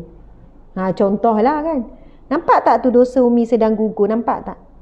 Oh, betul lah. Oh, kalau kita sabar dengan sakit apa semua, dosa kita gugur. Ya, nampak tak tu yang hitam-hitam atas lantai dosa Umi tu? Contohlah ya. Bayangkan macam ni. Bila kita buat dosa ada titik hitam dekat muka, bukan dekat hati. Dekat hati tak nampak. Titik hitam yang Nabi sebut dalam hadis Nabi tu dekat hati. Tapi sebab tak nampak, hati ni benda yang tak nampak, abstrak. Kalau buat dosa, titik hitam tu dekat muka, agak-agak dah penuh belum muka masing-masing? Agak-agak penuh tak muka saya ni dengan titik hitam dosa saya? Mesti dah penuh. Bahkan tak ada ruang, dah jadi menebal. Saya percaya kalau kita buat dosa, titik hitam tu di muka, tak ada orang keluar rumah. Semua dah rumah, malu nak keluar. Yang tebal-tebal lagi tebal tu lagi malu nak keluar. Dan bayangkan bila kita buat kerja rumah letih tapi buat juga dengan sabar. So dia kata, dah kenapa awak letih pun terus buat? Awak tak nampak ke dosa saya sedang gugur ni? Nampak dah kurang sikit ni, hitam bahagian sikit. Sebab dah gugur dosa ni. Subhanallah. Ini bukan betul-betul tuan-puan sekalian. Saya bagi analogi saja, metafora. Dan ini disebut dalam hadis Nabi. Nabi sebut, tidaklah seorang muslim ditimpa suatu penyakit dan keletihan, kekhawatiran dan kesedihan, dan tidak juga gangguan dan kesusahan, bahkan duri yang terkena melukainya, melainkan Allah akan menghapuskan dosa-dosanya. Subhanallah. Subhanallah. Dan semua yang disebut dalam hadis Nabi ini berlaku apabila kita diuji wabak COVID-19. Ujian ini membuatkan kita rasa apa? Sakit, penat, letih nak hadap ni, letih, penat. Subhanallah. Ya, ibu-ibu penat. Saya faham ibu-ibu penat, ayah-ayah penat. PDPR anak kami 5 orang anak sekolah, 7 orang anak kan. Yang kecil 2 orang tu tak sekolah lagi, 5 orang sekolah. Mana nak handle PDPR anak, mana nak handle tu, mana nak handle ni, lepas tu nak handle kerja, nak handle ceramah, nak handle, ya Allah. Penat ke? Penat ke? Memang penat. Rupanya penat kita tu berbaloi sebab Allah sedang gugurkan dosa kita. Ya, ujian ini membuatkan kita sakit, penat, bimbang. Ya, hidup ketakutan. Nak pergi sana, takut ini, takut, bimbang itu. Banyak kebimbangan, fikir itu, fikir ni. Kesedihan, ya, banyak kesedihan. Banyak sangat kesedihan yang berlaku ujian. Ya, bukan tentang virus saja. Ujian dalam bentuk yang lain datang. Kemudian kita diganggu, kita terganggu. Kemudian hidup susah, dalam kesusahan. Semua itu instrumen Allah nak gugurkan dosa-dosa kita. Masya Allah. Tapi sebab benda tu alam ghaib tuan-puan sekalian, tak nampak dengan mata dosa kita sedang gugur. Hanya orang yang mukmin, orang beriman saja yang yakin dan percaya tentang janji Rasulullah ini, dan Rasul berjanji melalui daripada penerangan, penjelasan daripada Allah. Subhanallah. Sebab itu Nabi kata, Masya Allah, bagi orang mukmin itu bila dia diuji lalu dia sabar, itu kebaikan baginya. Nabi kata, kebaikan apa? Dapat pengampunan Allah. Dan apa yang kita nak tuan-puan sekalian? Kita nak mati dalam keadaan bersih daripada dosa. Bila mati je terus berada roh kita bersama orang-orang yang soleh, yang diampunkan Allah dosa. Bila kita duduk di alam barzah, barzah kita lapang, barzah kita terang. Kita dapat jumpa arwah orang-orang yang kita rindu, arwah ayah, arwah ibu dan sebagainya. Kemudian di mahsyar kita dalam keadaan baik. Ya, itulah golongan yang diampunkan Allah dosa. Sebab itu kita tak habis-habis ujian. Saya tanya suami saya malam tadi sebelum tidur, lepas saya handle ujian dia. Adalah masalah-masalah. Saya kata, bang, agak-agak kalau kita matilah malam ni, kubur kita macam mana? Bang, kalau urusan kita dengan manusia banyak tak settle ni, urusan dengan orang susah, dengan orang miskin banyak tak settle ni. Kita buat betul-betul tak kerja kita ni menguruskan asnaf fakir miskin yang mohon bantuan dengan kita ni. Kalaulah kita mati, bang, kita ditanya soalan ni, bang. Kalau sekarang kita tak boleh jawab, dalam kubur lagi tak boleh jawab, bang. Yang tanya kita dalam kubur malaikat. Mungkinlah sebab saya ni kadang suami saya kata janganlah fikir berat-berat sangat. Tapi jenis saya ni macam tu. Tak tahulah, rasa macam susah hati dengan amanah yang dipegang. Bila orang beri duit, kewangan untuk disampaikan kepada asnaf fakir miskin, saya kata, saya sebut, demi Allah saya sebut dekat suami saya malam dia, saya kata, bang, pelanggan utama kita adalah asnaf fakir miskin. Sebab itu adalah tujuan orang ramai infak dan bersedekah melalui NGO kita. Jadi kita memang kena santuni asnaf fakir miskin. Dan kita tak boleh herdik mereka. Allah berfirman dalam Al-Quran, wa ammasa'ila falatanhar. Dan kepada orang yang meminta-minta, kamu jangan herdik. Mereka itu ibarat tetamu untuk kita. Peluang untuk kita dapat pahala sedekah. Peluang untuk kita dapat penghapus dosa. Sebagaimana hadis Nabi, sedekah itu memadamkan dosa kamu. Ibarat api, ibarat air memadamkan api. Subhanallah, Allah dah datangkan kita orang-orang ini di hadapan kita. Kita kena buat yang terbaik. Kita kena ubah SOP jadi lebih mudah. Jangan banyak birokrasi. Kita kena jawab soalan, luahan masalah-masalah orang dengan baik. Kalau terpaksa kita tambah lagi, tak cukup lagi orang yang sedia ada, staff sedia ada, kita tambah. InsyaAllah rezeki Allah datang. Tuan puan yang mati Allah sekalian, Masya Allah. Ujian wabak COVID-19 ni kita hadapi sama-sama, bersama-sama. Baru kita kuat. Baru kita kuat. Kita tak boleh nak adab seorang-seorang kalau ada masalah, ada ujian, berceritalah. Ada seorang wanita ni, dia cerita, dia kata, Ustazah, suami saya dibuang kerja. Tapi dia banyak diam je. Kenapa puan? Saya tanya dia tak boleh jawab. Dia tak jawab. Anak tanya pun tak. Tapi saya bimbang, Ustazah, apa-apa sebenarnya, apa yang dia fikir saya tak tahu. Suami dia pun dulu gaji besar, kerja besar. Lepas tu hilang kerja, mengejut dengan gaji besar apa, tekanan. Dia kata, saya sampai macam ni sebab Ustazah jangan. Kenapa? Saya tak tahu, Ustazah. Saya tak boleh tanya, saya tak boleh ni, dan saya tak tahu apa yang dia sedang usahakan di belakang. Tapi saya tahu dia, muka dia tertekan, cara dia bercakap, dia tak macam dulu, Ustazah. Dia banyak diam. Dia susah hati, Ustazah, sebab saya tak bekerja, dia seorang bekerja. Dengan kami ada anak 5 orang, Ustazah. Saya nak tanya pun saya takut sebab suami saya jenis tak bercerita. Dia kata, kita kan orang perempuan, Ustazah, kita kan ada masalah, kita cerita kan. Tapi suami saya tak, dia tak cerita apa masalah dia, dan saya tahu dia dibuang kerja. Jadi saya bimbang, saya cuma doa supaya suami saya okey-okey. Kadang-kadang anak saya tanya, anak dah besar kan, ayah okey? Tanya, diam juga. Dia kata, susah hati, Ustazah, diam tu lagi susah hati, Ustazah. Saya nak tahu, biar kurang-kurangnya dia cerita, saya boleh ringankan sikit beban pun okey. Sebab itu kita kena hadapi ujian ni bersama-sama. Jangan sampai bila kita diam, syaitan yang duduk bisik, duduk hasut. Kalau betul anda ada masalah, kan, rujuklah, carilah orang yang anda boleh bercerita. Rakan sekerja ke, adik-beradik ke, siapa-siapa. Tolong diri sendiri, tolong diri kita. Jangan biarkan diri kita dalam keadaan yang tidak dibantu, tidak ditolong. Memang betul lah kita kata, mungkin dia jawab, saya hanya mengadu pada Allah, Allah lah sebaik-baik penolong. Tetapi pertolongan Allah akan datang dalam bentuk perantaraan pertolongan manusia, sahabat-sahabat. Dia bukan tiba-tiba turun daripada langit, daripada malaikat ke, tiba-tiba je ada duit sedebuk, tak.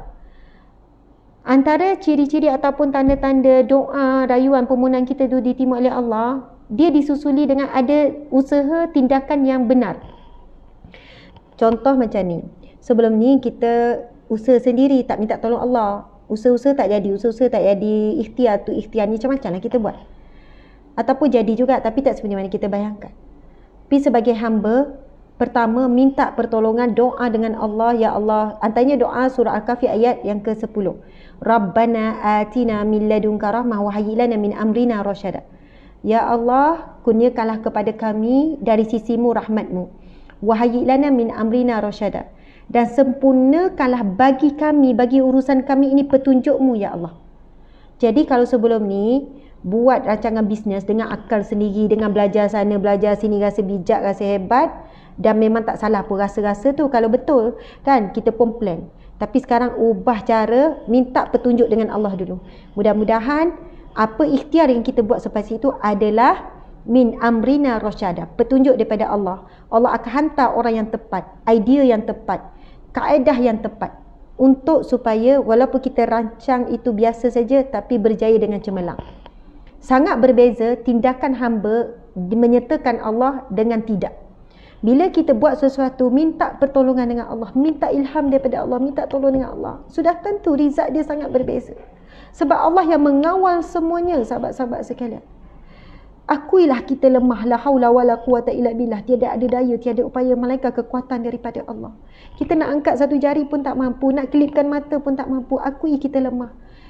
Sangat rugi kita yang lemah ini tidak mohon dengan Allah ya Qawi yang maha kuat, Allah ya Hakim yang bijaksana, Allah ya Alim yang maha mengetahui, Allah ya Ghani yang maha kaya, Allah ya Basir yang maha melihat, Allah ya Sami yang maha mendengar, Allah ya Syahid yang maha menyaksikan.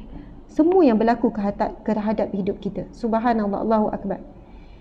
Sahabat-sahabat yang dirahmati Allah sekalian, sebagai kita tengok ada lebih kurang dalam 10 minit, Masya Allah. Sebenarnya ada soalan ke daripada mereka, ada nak bertanya soalan ke? Sahabat-sahabat yang dirahmati Allah sekalian, mungkin ya kita boleh minta maaf, saya kata setengah jam akhir tapi dah tinggal 10 minit lagi. Mungkin ada 1-2 soalan yang nak ditanya. Bolehlah kita manfaatkan masa 10 minit yang berbaki ni. InsyaAllah, silakan.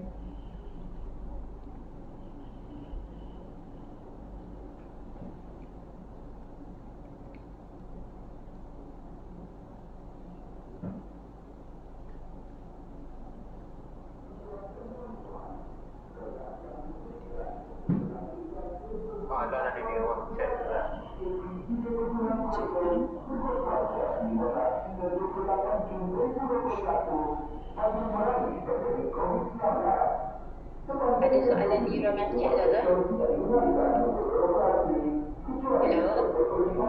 Cepat tak?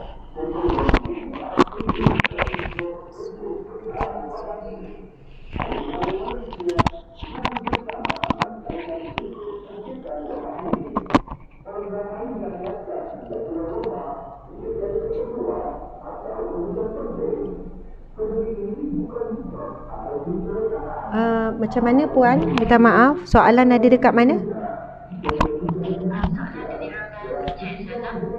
Okey, macam mana saya nak baca ya? Boleh tak Puan bacakan? Boleh sekejap.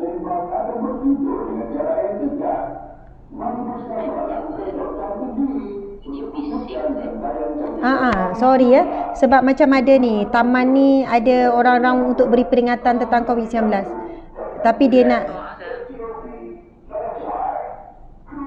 dari sini. Saya bacakan ya. Dari salam Saza. Ya, waalaikumsalam. Kita sekarang bekerja dari rumah. Waktu bekerja itu mungkin fleksibel kerana kena juga urus hal-hal rumah tangga pada masa yang sama. Betul. Hukum waktu bekerja yang tidak dapat dipenuhi ikut masa yang ditetapkan. Okey. Majikan beli kelonggaran asalkan kerja diselesaikan. Okey, subhanallah, saya baca tentang isu ni secara ilmiah. Saya tengok pandangan-pandangan penulisan alim ulama dan sebagainya. Dia bila berlaku perubahan tentang budaya kerja, work from home, automatik kontrak perjanjian ataupun kontrak persetujuan tu pun turut berubah. Kontrak persetujuan ataupun perjanjian kerja di pejabat dengan bekerja di rumah, automatik dia akan berubah. Tak boleh sama. Memang tak logik, memang macam hampir mustahil nak sama. Kecuali lah kalau orang tu duduk kat rumah, dia buat pejabat dan dia kunci pintu pada awal sampai keluar. Saya kira itu macam satu sudut dia akan buat macam mungkin dia terpaksa, mungkin itulah cara dia. Kalau tidak mengganggu tanggungjawab dia dalam rumah, mungkin is okay.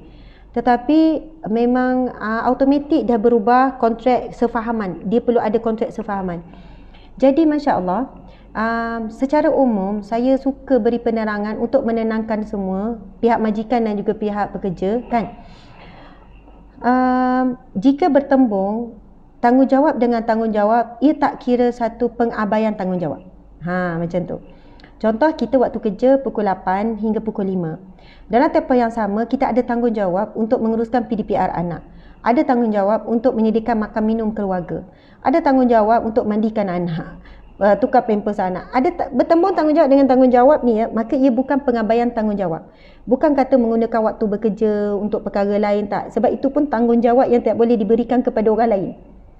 Jadi, subhanallah, yang kena jaga dalam tempoh bekerja adalah jangan tinggalkan tanggungjawab dengan perkara yang bukan tanggungjawab. Contoh, 2 jam tu tengok movie waktu kerja.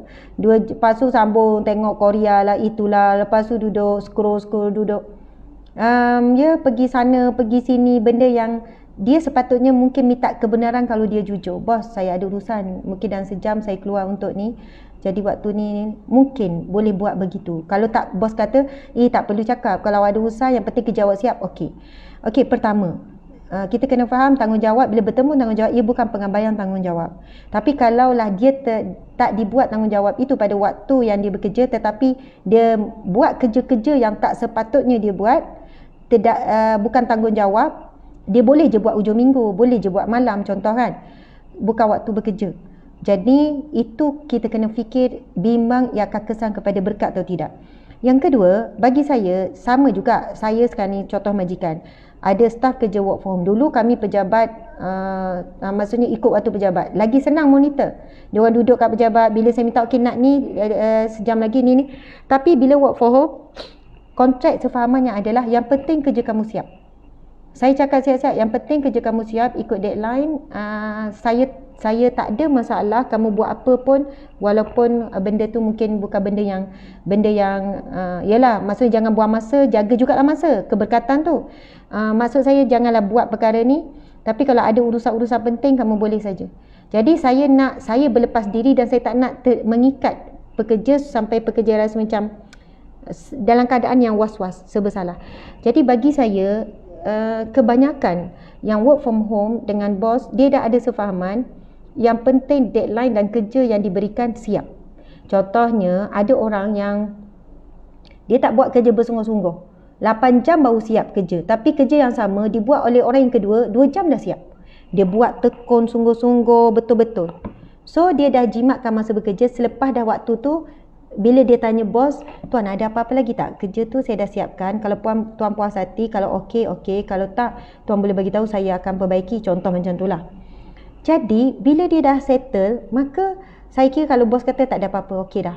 Jika dia buat perkara-perkara yang selain daripada kerja, walaupun dalam waktu kerja, sebab kerja dah habis, dah tak ada, selagi mana kerja itu bukanlah kerja yang sia-sia dan sebagainya, bagi saya ia tidaklah menjadi satu dosa. Yang dosanya, kerja tak siap, masa waktu kerja belum siap lagi, tunda, buat kerja sambil lewa. Saya kan kerja sambil lewa ni, ini cabaran utama kalau kerja swasta, kerja mana-mana sambil lewa. Kita mesti kerja betul-betul, buat sungguh-sungguh, buat yang terbaik kan. Kita nak hasil yang baik tu sebab apa?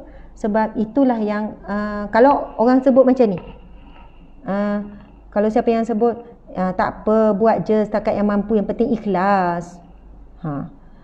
Buatlah setakat yang mampu, yang penting kita buat kerja ikhlas kerana Allah. Tuan-puan sekalian, saya ingatkan diri saya juga, ikhlas ia membawa maksud buat kerja sehabis baik. Ciri-ciri orang yang kerja dengan ikhlas, dia buat kerja mesti terbaik, mesti sehabis baik. Sahabat-sahabat Nabi, kita tengok kisah-kisah orang yang penjaga kebun ke apa, dia buat kerja sangat cemerlang, sangat terbaik. Sebab dia buat kerja tu untuk dipersembahkan kepada Allah. Jadi Allah itu baik, Allah menerima yang baik. Subhanallah, tuan-puan yang mati Allah sekalian. Sebab itu, prinsip orang ikhlas bukan buatlah semampu, buatlah setakat yang mampu, tak. Prinsip orang ikhlas, buat semampu yang boleh. Bukan buatlah setakat yang mampu. Dia akan downgradekan, rendahkan kemampuan dia. Tetapi bagi orang yang ikhlas, dia punya tagline dia, buat semampu yang boleh, buat yang terbaik. Kalau ada orang yang pegang prinsip, asal siap, sudah, yang penting siap. Kau siap, rasa siap, hantar. Adakah kita rasa tenang dan rasa okey dengan prinsip tersebut? Dan adakah kita rasa apa yang kita buat itu dinilai sebagai ibadah yang ikhlas? Subhanallah, jujurkah kita dengan tanggungjawab sedangkan kita boleh buat lebih daripada tu? Sebab saya perhatikan, ya, ada setengah staff di bawah saya kan, tim ni, bila kita tekan suruh dia buat lagi lebih baik, tambah lagi gini-gini, ada yang okey tau, okey, sekarang dah level dia dah naik.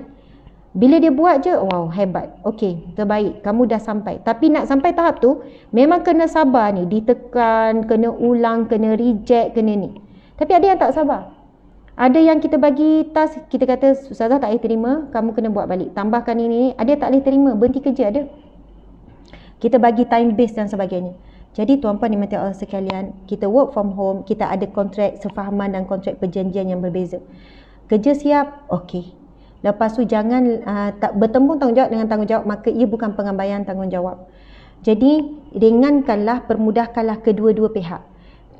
Pihak majikan, kita sebagai staf buatlah yang terbaik supaya majikan pun tak beri tekanan dan tak tertekan. Dan sebagai majikan pula, permudahkanlah staf supaya mereka tidak tertekan dengan peraturan-peraturan yang bagi orang yang anak seorang, peraturan tu mungkin okey. Bagi orang anak 5 orang, beza. Bagi orang yang tak ada anak, mungkin beza. Bagi orang yang bujang, beza. Bagi orang yang ada keluarga, kat rumah pun ada suami, dia pula duduk kerja kat rumah, kerja-kerja suami panggil, beza.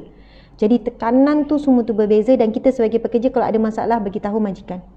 Tuan, situasi saya macam ni, pagi saya pukul ni hingga pukul ni, lepas tu saya kena tengok anak, lepas tu sekian-sekian, sebab tu kadang-kadang cik tanya, saya lambat sikit jawab, lepas tu bila tengah hari saya kena ni pula, dulu saya pergi pejabat, semua tu anak sekolah, lepas tu saya tak ada duduk kat rumah, itu lain. Mungkin pagi majikan yang ada ihsan, oh baru saya faham kenapa puan beza sangat prestasi kerja daripada dulu dengan sekarang. Okey, saya baru faham. Jangan buat perbandingan. Memang takut tak adil bagi orang yang anak seorang, anak 5 orang lain. Bagi orang yang tak ada komitmen lain, duduk kat rumah dia dengan suami je lain. Suami buat kerja dia buat kerja ni, berbeza tuan-puan sekalian. Masya Allah, mudah-mudahan jawapan saya tu sedikit sebanyak boleh menjawab persoalan tuan-puan sekalian. Masya Allah.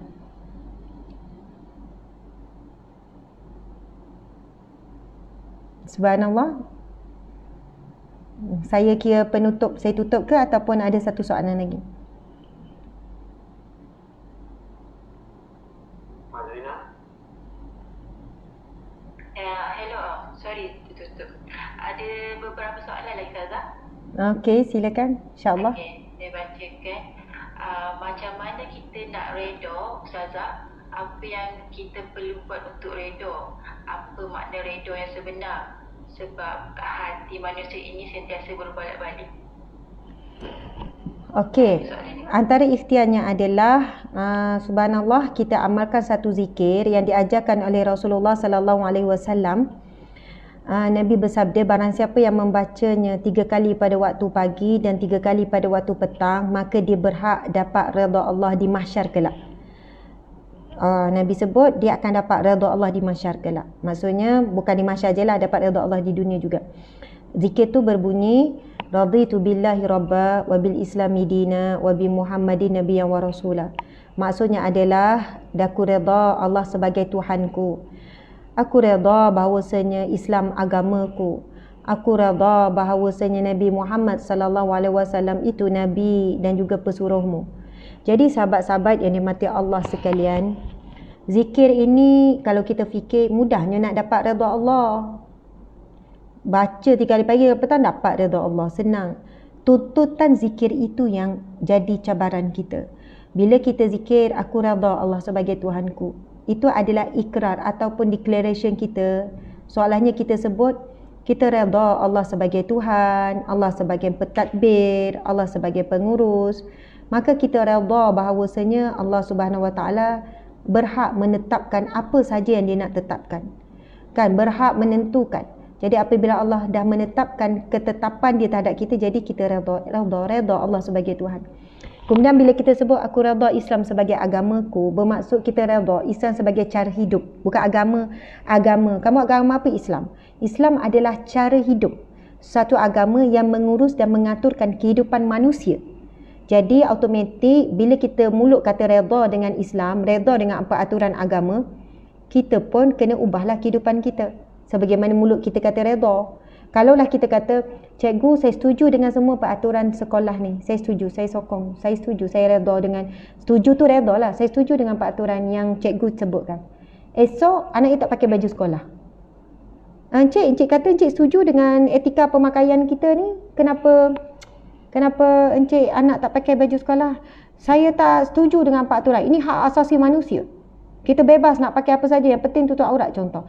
Okey, kalau macam tu saya pun bebas juga nak pecat dan nak berhentikan anak encik dengan cik-cik sekali, carilah sekolah lain yang ada kebebasan.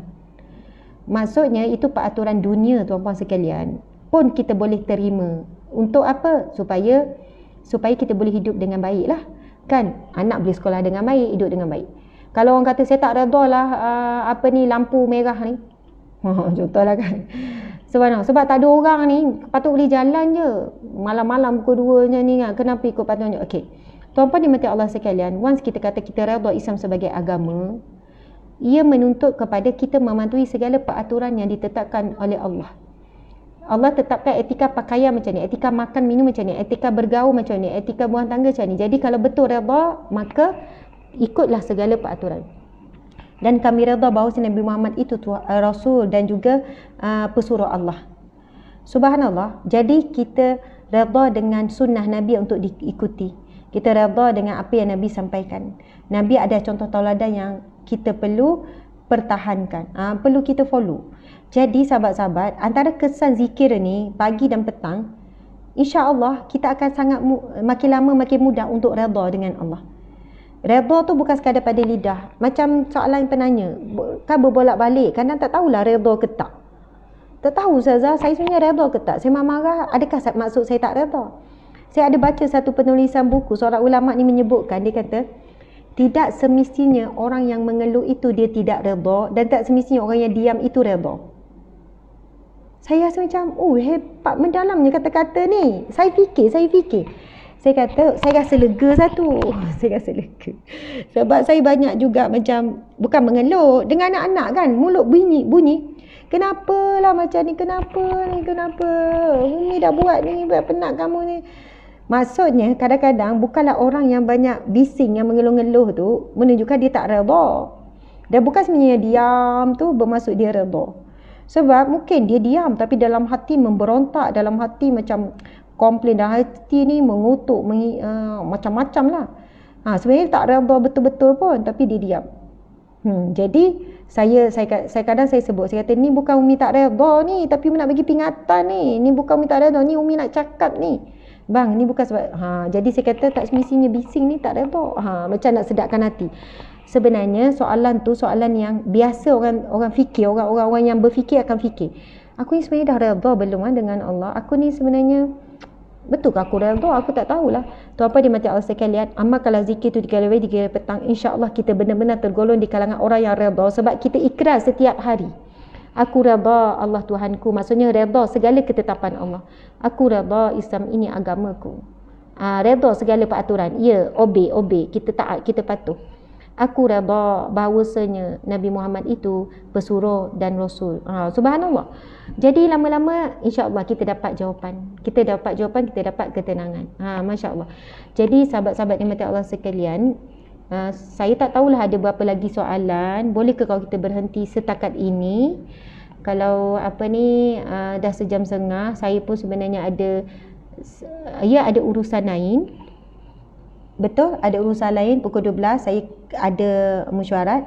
Kedua, saya sebenarnya daripada semalam macam sakit tekak. Pagi tadi dah ceramah sejam setengah, jadi rasa macam terbatas. Saya mohon maaf kalau saya tak dapat menjawab lagi soalan-soalan yang lain.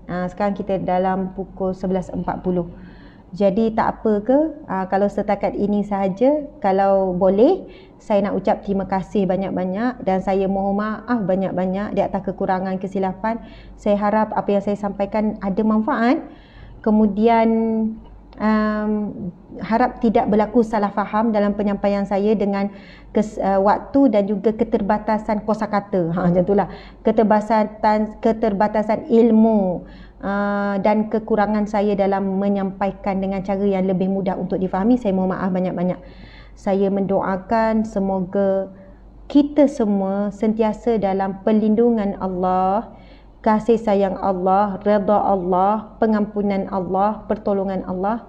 Dan sebagaimana Allah satu dan temukan kita di sini saat ini, Allah juga akan temukan dan satukan kita di syurganya. Amin ya rabbal alamin. Sekeluarga masuk syurga. Amin ya rabbal alamin. Saya doakan anda, kalian semua terus sihat, terus kuat, terus semangat untuk cari rezeki, untuk bekerja dalam apa jua pun. Percayalah, dalam kesukaran ada kemudahan bagi orang yang meminta pertolongan dengan Allah Subhanahu wa taala. Insya-Allah kita akan berjaya melalui ujian wabak COVID-19 ini dengan cemerlang, yang mana hujungnya kita dapat redha Allah dan dapat syurga Allah. Amin ya rabbal alamin. Sekian, terima kasih sekali lagi kepada pihak penganjur. Wabillahi taufiq wal hidayah. Assalamualaikum warahmatullahi wabarakatuh. Assalamualaikum warahmatullahi wabarakatuh. Alhamdulillah. Alhamdulillah. Segala pujian bagi Allah. Segala kesyukuran kita tujukan kepada Allah.